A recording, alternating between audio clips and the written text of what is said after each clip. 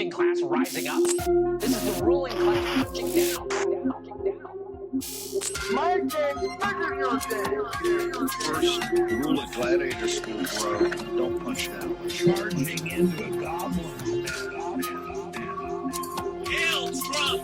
The threat from outside forces is far less sinister, dangerous, and grave than the threat from within. Control your own body. We will root out the communists, Marxists, fascists, and the radical left thugs that live like vermin within the confines of our country. We can fight the entire grinding system. Nobody can. But together, everybody can. I did nothing wrong. Welcome to the Did Nothing Wrong podcast, the show where we cut through the noise and help you make sense of the chaotic information environment around us. I'm Griff Somke. With me today is Karl Folk. Hello. Karl, it seems like things are far, far worse out here in the cities than we realize. Things are so bad that we need to call out the National Guard from 19 different states into D.C. and Los Angeles. And now they're threatening to go elsewhere, with New York City and Chicago being the names that are leaked. This is kind of a big, oh shit, they're actually doing it moment. And I don't know how you see this as anything else right now. So this follows exactly what they've kind of intimated. And, you know, this follows 20 years of kind of behind closed doors and more public view from certain parts of the party that are now in power, that blue states are enemy territory. Right? Yes. Like this goes directly in line with some of the Christian nationalist and white nationalist views that blue cities and blue states are enemy territory, literally, that must be conquered by force. Right. And, you know, this is, I always hesitate on what and where to be somewhat more alarmed at these days, because it's gotten so fast. Yeah. But this is one where people really do need to be concerned. Very. This is a huge escalation. And essentially, I think people need to understand that they're calling up an army. Yes, they absolutely red are. States, red state National Guard, to invade democratically held cities and states that they see as a threat to their project's power. This looks a lot like a slow-moving invasion. This looks a lot like if you took an invasion and you slowed it way down and you kind of gradually sent the troops in over a period of time. You know what actually frightens me? And I just kind of had this nightmare scenario earlier today. So I live in the mostly free state of Washington, and I love it here. And I'm really, really proud of the fact that I live here. And I'm specifically proud of my state legislature and my governor for passing a law saying that other states' National Guard aren't allowed to be here without the governor's permission. Now, that's not going to stop Trump. No. If he decides to federalize the Guard and send them into Washington state. But it definitely gives a big argument of you are doing this over the heads of the people. You are doing this over the heads of the people's will. But I had this awful scenario. What if Trump nationalizes the Washington Guard and sends them into Seattle? Right. You have this like divide and conquer, go, you know, patrol your own citizens type of scenario that is guaranteed to start a bunch of shit on both sides. Yep. Man, that's almost just like evil genius shit right there. Just send them in to deal with their own people. We'll get a provocation out of this either way. Right. Well, and I think that's a real concern. You know, I think increasingly people need to be kind of concerned that there are certain things that we've never considered being an option that may be on the table now. Yeah. And that goes both ways, right? Like, I think there's a concern that maybe had that they federalize blue state National Guard and give them orders that are ostensibly illegal. Yeah. And illegal in this case doesn't matter much, as we've seen. No. Because this is a lawless regime. But the sovereign is the one who determines the state of exception. Yes. Yeah, we're on full-on Carl Schmitt hours here now. We are on the Carl Schmitt hours, and there's a friend-enemy distinction, and there's also a power is power, and we can use it right in any way we please. This, though, I think my bigger concern is that the blue state governors don't appear outside of a few, Right. Washington being one of them. I'd be willing to really bet Pritzker and Tim Walz and a understand few this. other people are probably going to call bullshit on it and try to fight it out as far as they can. Yes.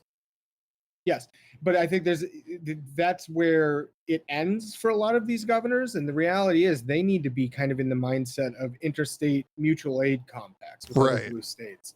Within that compact structure, there needs to be a thought about what an interstate, kind of mutual defense compact Right. would look like in case it comes to pass that those things do happen.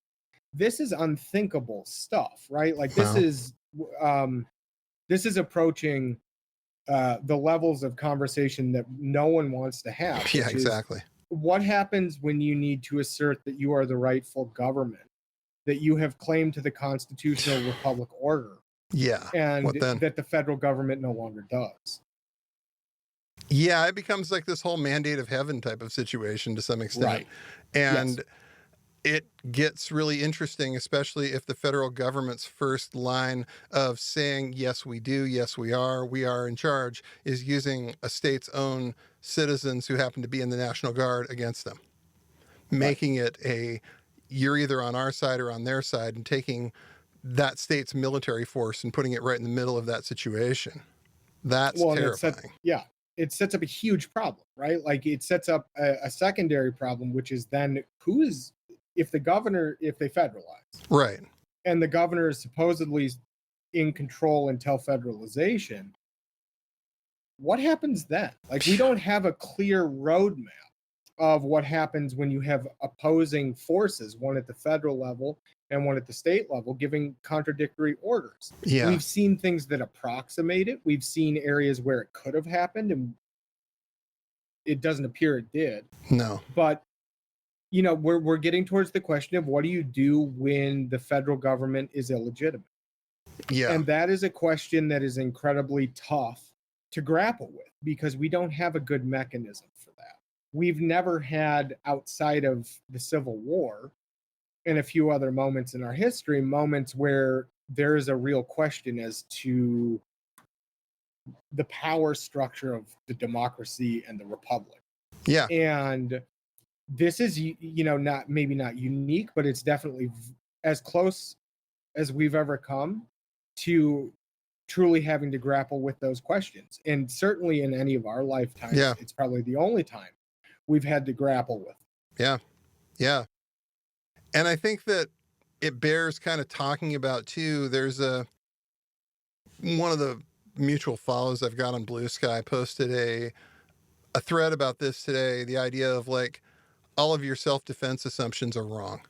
If what you think you're defending yourself against is the stuff you trained for, like say you went and took a couple of handgun classes and they talked to you about something like, robbery or carjacking or that kind of situation, that's not going to fly very far if you think you're resisting against the government.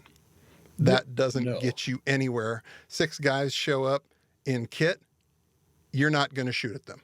And if you do, you're going to end up dead real fast. We don't have any mental frame.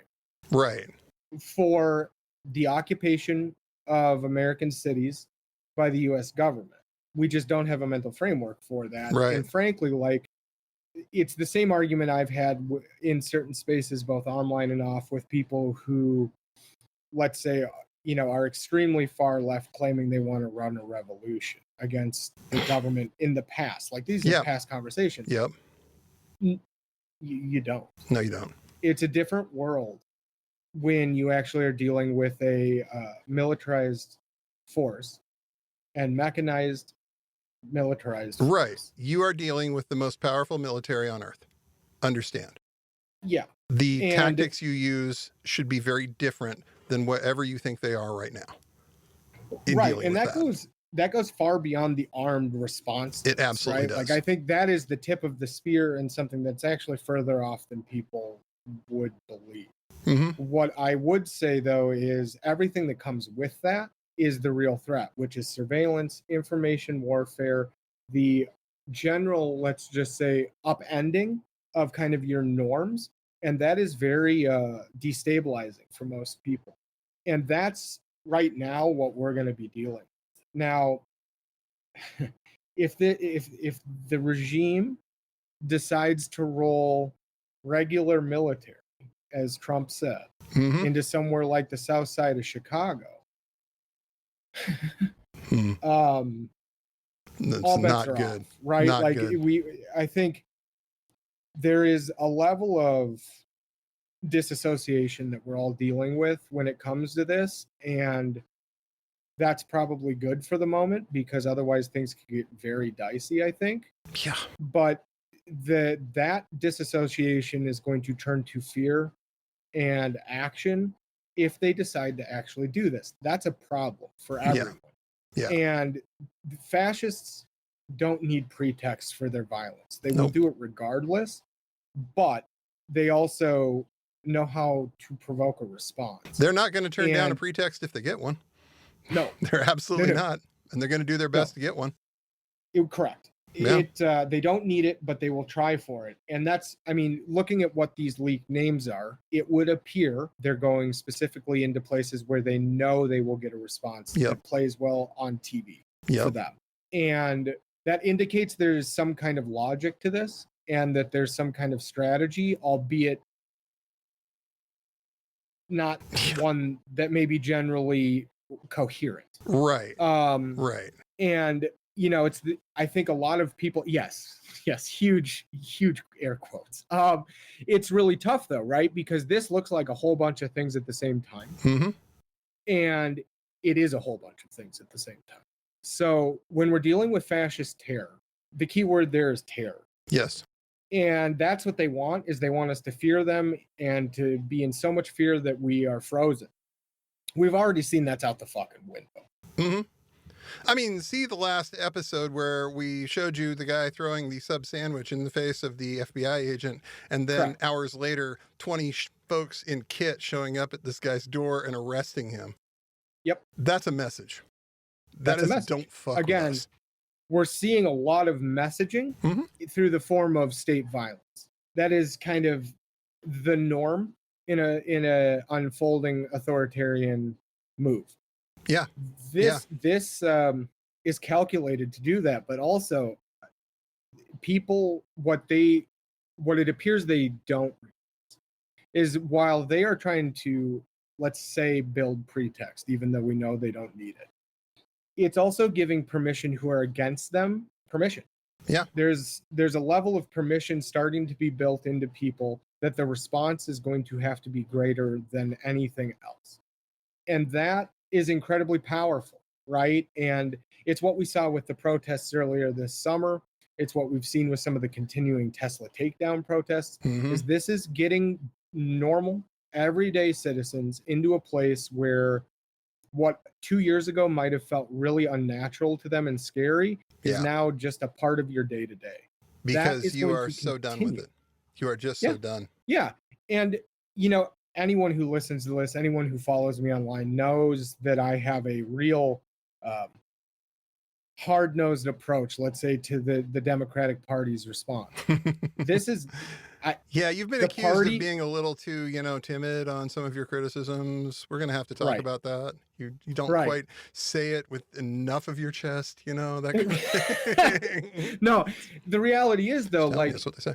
My issue is with the party, not the people. Sure. The people on the ground every day are showing that they are more than willing to turn this up to 25 if that's what's needed. And the Democratic Party, like the elected officials of it, have failed us. But the population behind them that wants that safety, that change that they thought they had with these people, is still there, and they're still fighting in a way that I don't think most people thought they would. I don't think a lot of people in their heart of hearts knew that they had it in them. Nope. And now that they do, they're in on it, because it doesn't just feel good to be a part of a movement and to be part of something that makes you feel like you have community. It feels good to know that there are other people out there who feel just as outraged, just as scared, just as angry as you are. And I would be very interested to see some national polling on the actual anger. Oh, There God. is bubbling around in this country because it right now, I think all of us listening and anyone who follows the news can feel that there's a shift going on from being like, what the hell is going on, to, well, maybe it's time to stop asking what's going on and step foot Right. into the next step of pushback, which is protests, which is organizing, which is going out and finding 5 of your neighbors and doing the, hey, how's it going? What's going on thing. Yeah. That stuff builds on itself, right? And what we're starting to see is I think, a true community response.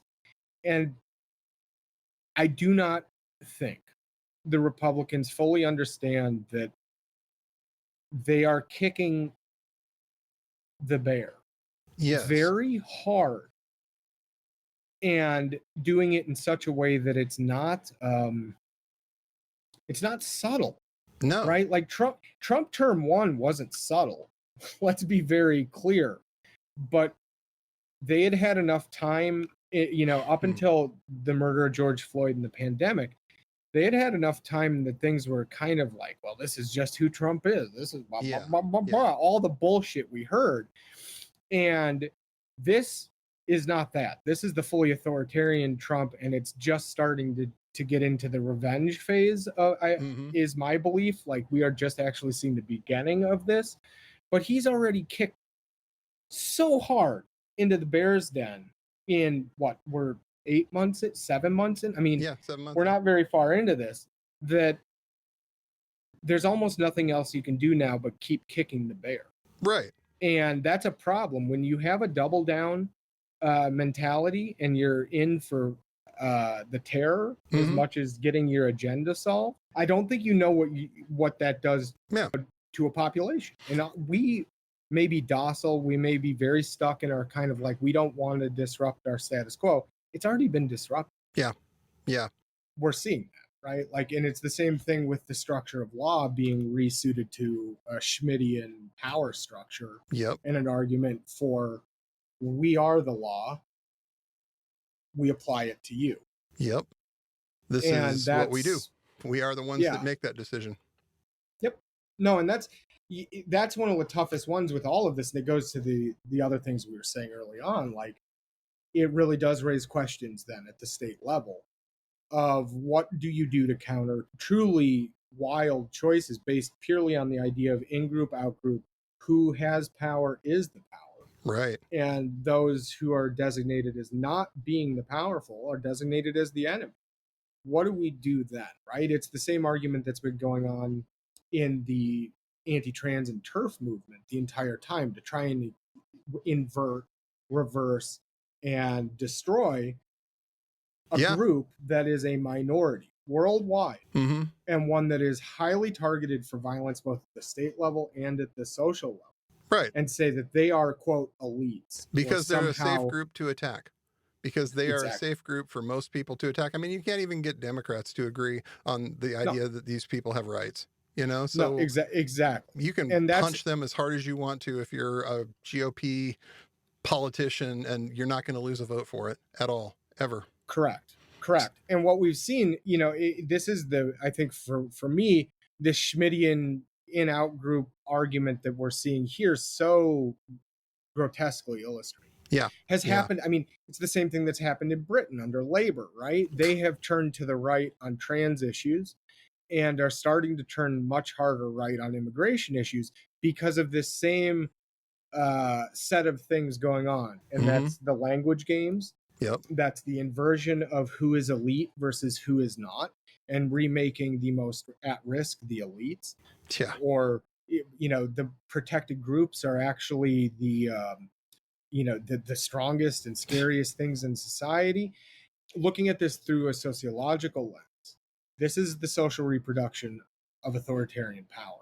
And it's also the social inversion of groups. And what that means is we are going to hear the same language that we've heard for years that's normally there to protect people and to give groups the ability to act as a part of the broader community, turn into the language of exclusion Right. and the language of, in some cases, elimination, which is what we've seen here, not just from the far right, but increasingly the GOP is the language of elimination. Yeah. And that's why it works there, right? Like, this is very much a ebb and flow of a tide, but that tide is designed to erode someone's personhood, someone's the whole citizenship. concept of, people being human, because this for them is a test market.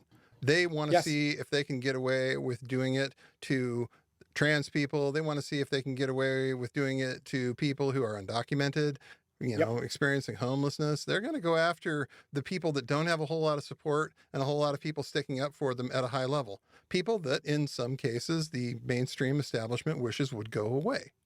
Just go away. So they're not going to step up for this one because they see a chance to get rid of something they think is a problem and try to blame the other guys for doing it.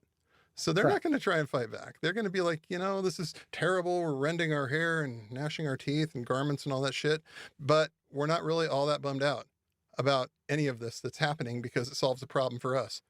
And we get to beat our opponents for doing it and being horrible, heartless assholes. Right. And it's a tough situation, right? Because most people aren't tuned in to the political machinations at the level that some of us are.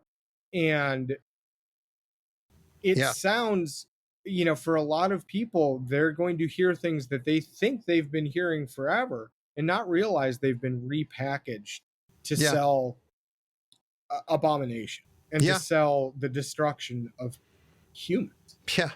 And that, that's part and parcel with the language being used to justify what looks to be a ground invasion of democratically held cities. Right. It's the arguments that have been made as to why now they're starting to go after Obergefell and other things. There's a level of erosion that they have unleashed socially that's replicating itself. Yeah. And that's not some giant conspiracy on the part of the Republicans. It's how society works. They, one of the powers that fascism has is to rewire the social reproduction mechanisms and the systems that go with it. And we're seeing that happen. Yeah. When if we think of society in a system of nodes and points where those nodes then disseminate culture and social norms, et cetera, to the broader population, and that is a always moving, always kind of adapting system, well, then it makes some sense why the fascists as a larger group did what they did and went after specific parts of the media, the digital infrastructure, and why the internet and segregating the internet and balkanizing it is so high on their list of things to do. Because if you can't have a coherent conversation at a national or state level about any of these topics, it makes these other erosions a lot easier to do. More effective. Yeah. A lot easier to do. I mean, you lock people into their own little reality tunnels, and next thing you know, they don't hear anything else. No, and at the same time, we're being flooded by corporate messaging and other things trying to say this is the only way, or this is wrong, when it's clearly just a nothing thing. And, this is one of the probably most toxic environments anyone could be in. Yeah. And that's outside of the physical manifestations of that we're seeing with like these threats of troops or with the accelerated use of federal forces in law enforcement at the state level. Yes. And so it's just, this is one ugly machine that's starting to function, and they're starting to get their legs under them. And that's why I think people do need to be very clear. Like, this is an opening stage. Yeah. Not some end state for something. This is this week it's 1,700 guard troops. What's it going to be next week? Right. What are they going to call up the next week? Is there going to be any pushback from a single governor on this? Doubtful. Well, I think if it, Pritzker Yeah. to me is my bellwether for the Midwest, at least right now, where he is saying some stuff that is right at the edge of being really interesting. Yeah. When he messaged the other, I think it was yesterday, which would be Friday. I think it was Friday. It may have been Thursday. He messaged something about state sovereignty and how he's willing to protect state sovereignty. That sounds very benign because we've heard it from the far right in southern states doing fuckery for 20 years. But when you actually get down to what he's saying, or appears to be saying, Yeah. that indicates there's a next step. And if that's the case, that's someone who's thinking in the bigger ballpark, which is we may have to defend our state's sovereignty from a federal takeover military force. And we never thought we were going to be the ones in this position. Right. Ever. Correct.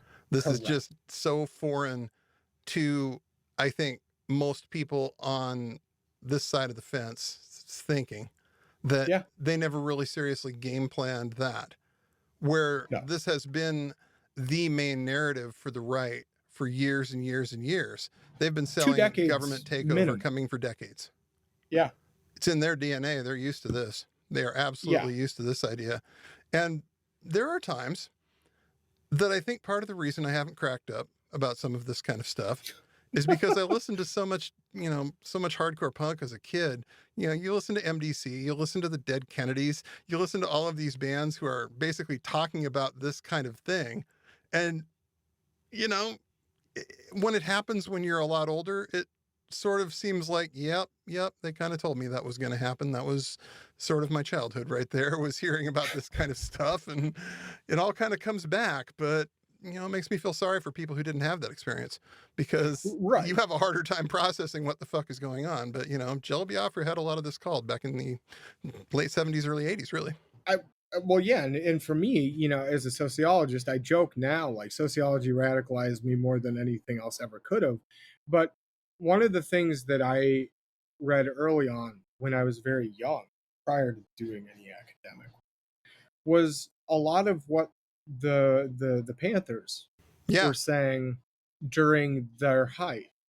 And they were some of the first, if not the first people to say the United States government is fascist. And they were obviously looking at this through the racial fascism lens of the post-Civil War South, of Jim Crow, of all these different things. But that's exactly right. And for me, at like 15, 16, reading that in a similar way to listening to punk late, as at about the same time, and now as an adult, you really realize that that's a different view of the world, and one that for a long time was seen as very, very, very outside the norm. Yeah. The reality is, and it's a tough reality, is that that's correct. Yeah. Ostensibly, for non-white folks of all stripes, and for women, and for everyone not covered as a white man with money, for a majority of our time as a country, they lived under brutal oppression. And we have done a disservice to ourselves as a country by not truly educating on the brutal reality of slavery, because that is the heart and soul of America's fascist problem. It's also something that you see reflected in European fascism and Nazism. And it's all tied together in this supremacist outlook. Right. That has turned into other branches of things. But America's proto-fascist past is now our present reality. Yeah. And people really, I think, wanted to believe the myth. Right. And that's made it so much harder now to deal with the reality that the myth was just that, a myth. Yeah. And the reality was something much darker. Nobody wants to think you're a bad guy. Nobody wants to think that you are a bad guy. And, for the most part, most people I think aren't. I think most people basically are reasonably good people who may have a blind spot or three when it comes Or to certain 5. subjects, but that doesn't make Right. you the bad person. That makes you No. somebody who just hasn't thought about it, yet. Hasn't Well, really or thought about it. most people just don't know. Yeah. Right? Like, I think the thing that the summer of 2020 really showed is that most people just don't know. Yeah. It's not that they're stupid, it's not that they're bad, it's not that they're, evil. It's literally that they just don't know. And that is a fault of the education system. We could get into that Oh, yeah. for years. Oh, yeah. But the reality is, if someone's willing to learn and listen to those who are actually saying these things from lived experience and from decades of abuse and problems, they're going to come a long way. We saw that in 2020. One of the most powerful parts of 2020 was that people were sitting down and really sitting with this tough reality that Right. white supremacy pervades our lives in this country, whether we want to believe it or not. And now we have the tougher one of being in a situation where people are starting to hear, at least on the ground, the reality that this fascism is both new in the sense that it is much more totalizing than past iterations, but also it's deeply a part of us. And to understand why Trump would call red state National Guard is part of that, right? Yeah. Like, this is a reverse of what the federal government did to desegregate. Yeah. It's This like is we are them- literally running back the 20th century. Yes. We are And running back everything and- that we accomplished in the 20th century. Jack Posobiec and Charlie Kirk are going to get the civil rights movement repealed. Yes. They're going to try. And no, and that's been their goal, right? They've said it clearly. Oh, We yeah, have they said it audio out clips. Fucking out loud. We talked I mean, about we it. have We played audio clips of this, and they keep saying it. So at some point, you got to take them very seriously and say, this is where the end game is.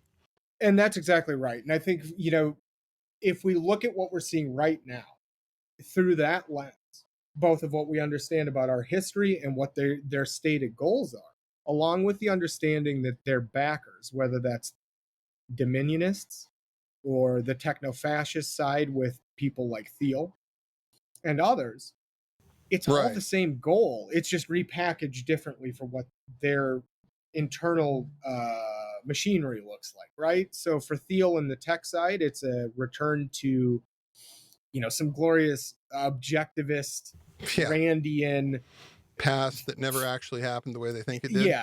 Yeah. So You're not John Galt. Knock it the fuck off. Yeah, please just get to the funny part.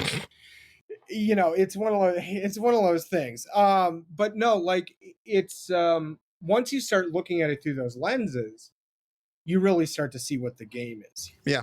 And that means we do have to actually, as citizens in this state, have the hard conversation in our head and with our friends and neighbors and trusted ones and elected officials at the state and local level about what do we do with a group who is signaling that the game is a ground invasion. Yeah. And I understand that to some extent, especially the higher up you get on that chain, there's conversations that just aren't going to get had with you as, a civilian. Yeah. But it is nice to live in a state where you can be told and believe it that they've been game planning this since election day last year. Like the idea of, okay, so what happens if they do this? What happens if they do that? And there's a certain reassurance to that while it isn't a guarantee if they show up in your town with, APCs and ARs, what it is the idea that they've thought about this and our people are going to fight as hard as they can within the bounds that they can, right?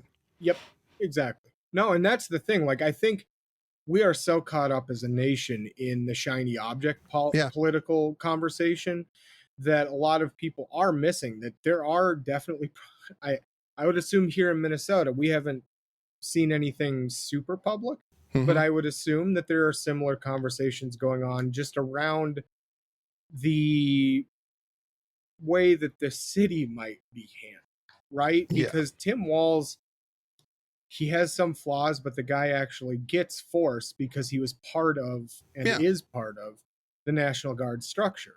It's part of the reason that we saw what we did during George Floyd is because deploying the National Guard It's a big is step. It's risky. Mm-hmm. It's risky.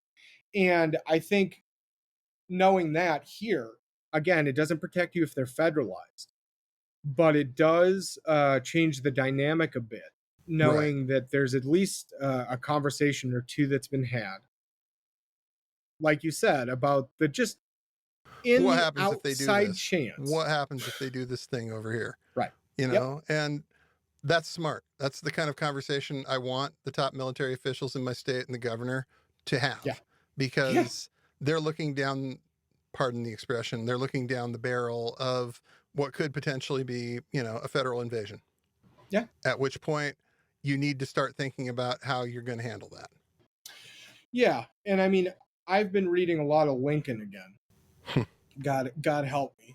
But, you know, it's one of those things when you read through that era and what others, not just Lincoln, but others in Congress were talking about, there are some real parallels where people didn't exactly understand, like, what do we do now that they're calling, you know, that they're seceding? What do we do in X, Y, and Z situation where we have, you know, family members essentially going to different sides? What, you know, like, how do we do this when there are county lines that are going in different county, you know? And this is so much messier than that. It's really interesting to watch. Yeah. From purely a historic, like, oh, this is a mess. Oh, it falls right in line. It falls right in line with everything we know about modern civil conflict. That it's not like red state, blue state, southern and state, anybody northern who's state. thinking along those lines is just like a simpleton, really, when it comes down to it. It's a very old-fashioned vision of what this looks like. Mm-hmm. And that red state, blue state frame, man, fuck, that did more damage. I swear to God.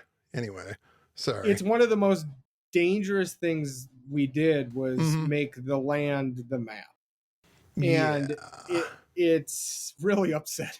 It's really fucking upsetting because it makes this a nuanced conversation about what do you do, like, with a state. I mean, hell, look at Minnesota, right? Yeah. Like Minnesota, like a lot of quote blue states, it's blue because the major cities vote. Yes. The out state I wouldn't say is far right by any means here. There are elements of it, but it tends to be the second and third tier suburbs. And the rest of the state is just some form of conservative, generally not, though, let's throw an appeal to heaven flag out front and start, you know, having a good old time. It's yeah, you know, and that's how a lot of states are made up, right? So, like, what do you do then, right? Because that becomes more akin to something that people don't recognize as civil conflict. Yeah, right? because, like, say, for instance, Oregon decides it's going to secede from the United States for whatever reason. Well, 3/4 of Oregon doesn't vote the way Portland, Eugene, Salem do. Correct. And that landmass is already being courted by Idaho as part of this whole greater Idaho thing that they're trying to pull off. So God fucking help us. That's where that half of Oregon probably throws up the fence and says, fine, you go be seceded. We're going to go be part of Idaho. Right. That's what this looks like in practice. That's just it. There's no strong delineation, right? No. Like, this isn't a state thing. This is literally a neighborhood by neighborhood thing. And that is a wholly different kind of conceptual framework for most people to work off of what a, quote, conflict looks like, right? And what we've seen in other major countries that have gone down this path in the modern era is it is literally neighborhood by neighborhood. It is not 6 southern states and their guns go against 6 other northern states and their guns. It's literally, okay, well, someone's flying a drone from this neighborhood over to this neighborhood and bombing it. It's Northern Ireland with way more guns and a much bigger landmass to try and police. Yeah. And a much scarier array of personally held weaponry, not Yes. just guns. Like the Yeah. guns, yeah, we have a problem. That's cool. But- You all had some Armalites. Guess what we got? Like literally, the amount of people in this country with access to what is essentially an airborne bombing mechanism through both commercial grade and 3D printed drones hmm is one of those things we don't talk about Yeah. and have never had reason to talk about. But with what we've seen in Ukraine and other places, that's high on my list of concerns, because the civil conflict thing that happens is it looks very irregular. Yeah. It doesn't necessarily look like APCs in your neighborhoods. No. It looks like, why does it sound like there are big mosquitoes in my yard, and why are they only targeting X, Y, and Z? hmm Why, like irregular warfare, which is what modern civil war looks like. So bombing, soft targets, the whole deal. Yeah. Looks gonna much get more ugly. like like what happened with the far right's attacks on abortion clinics, on the Murrah building. Yeah.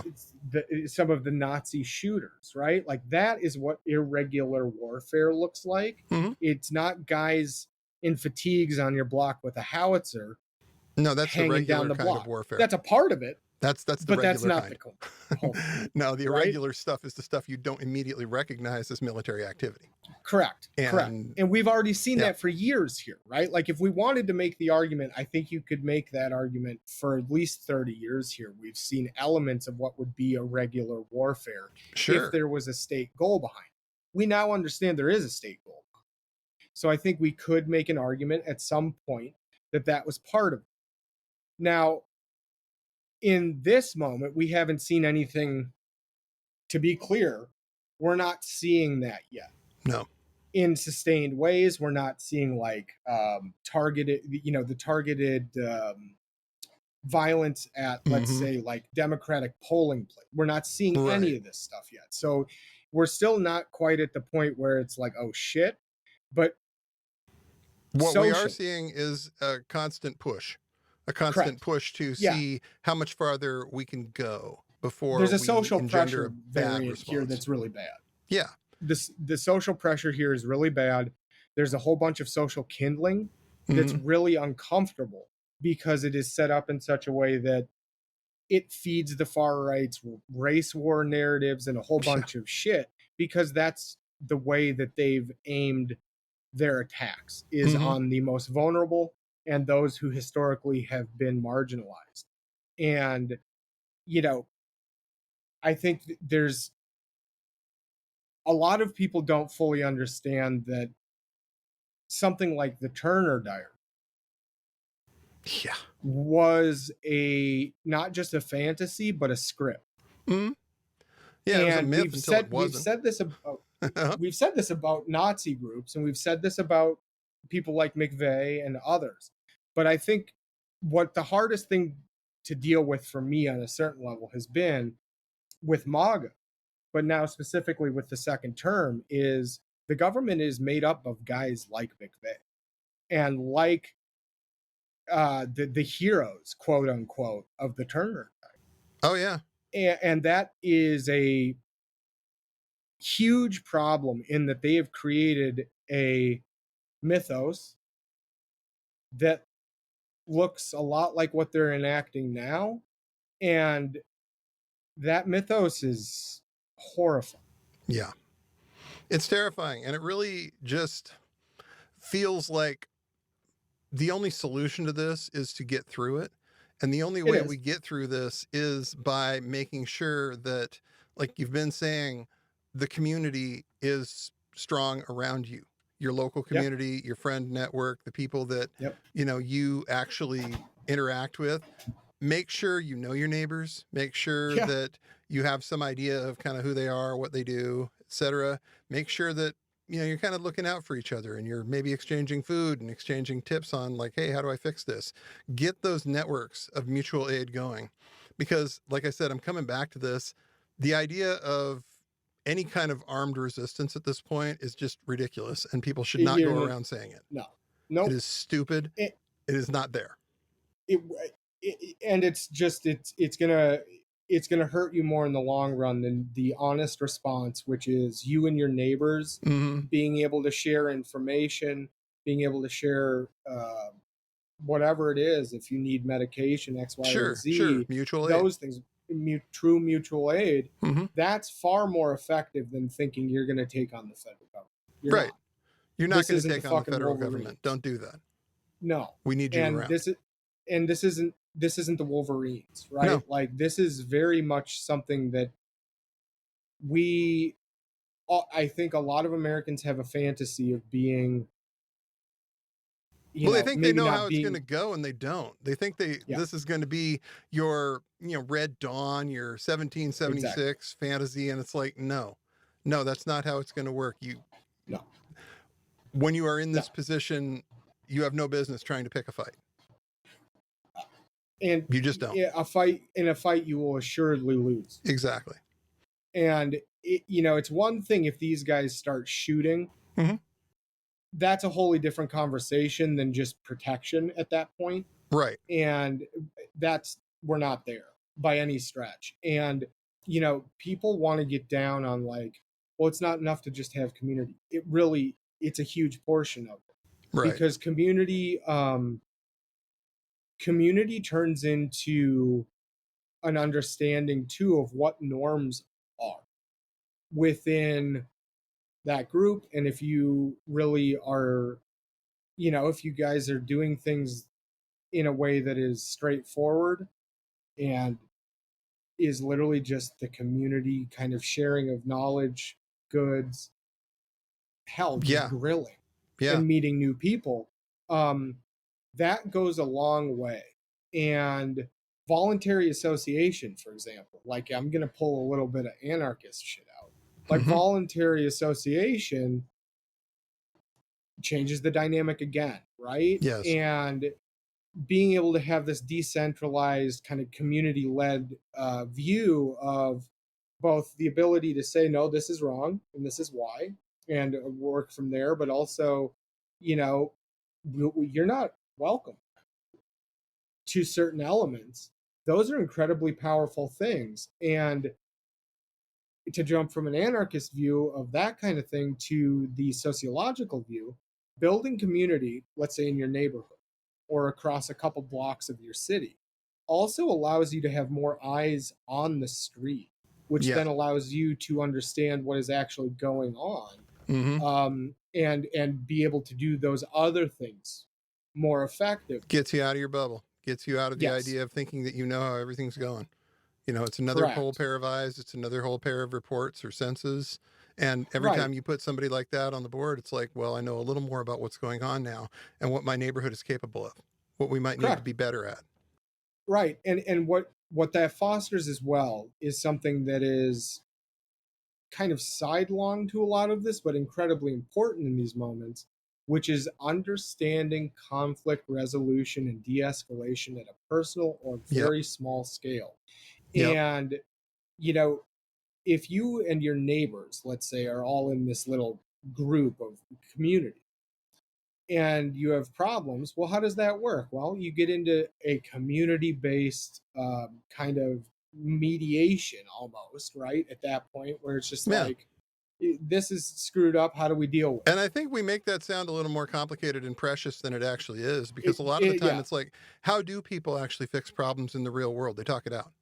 Exactly. They sit down and they say, here's my issue with this. Here's my issue with this. What do we have in the middle? What can we give on? What can they give on? How do we make this thing kind of work from a collaborative perspective, where we make it sound like it's some kind of hard thing, and it isn't. I mean, humans have been doing this since there's been humans. It is the thing we learn in kindergarten, most of us, right? Which is like, just talk it out. Use your words. And literally, like, 90% of the issues that people have in small groups can be fixed around a barbecue with a Mai Tai or a beverage of your choice. It's not some, there's not some like high council shit. And so, like, I think for a lot of people, if they get into that framework, even if the worst doesn't come, what you've done is you've built what we consider to be the principles of democracy Right. into your day-to-day life, right? And I think for a lot of people, they hear mutual aid, they hear community building, they hear, you know, kind of free association, and they think, oh, this is some radical, you Not know, really. leftist thing, when the reality is this is very close Yep. to the framers' intention of what democracy could be. People love jargon, but it doesn't have to be that complicated a lot of the time. It's No. kind of like take out the jargon for a minute and ask yourself, do I really I probably already do most of this stuff. I don't necessarily. You do. I can guarantee it. If you work in an office, you do 95% of this shit already. Oh yeah. Because you it's a part of your daily life. You just I mean, don't if you think work about at a it. hot dog cart with two people, you have office politics to deal with. Exactly. I mean, it doesn't matter Exactly. how few people, you're still going to have politics involved in your workplace in terms of who does what, how does things get done, et cetera, et cetera. So Right. you know how all this kind of stuff works. Start applying it at a big level.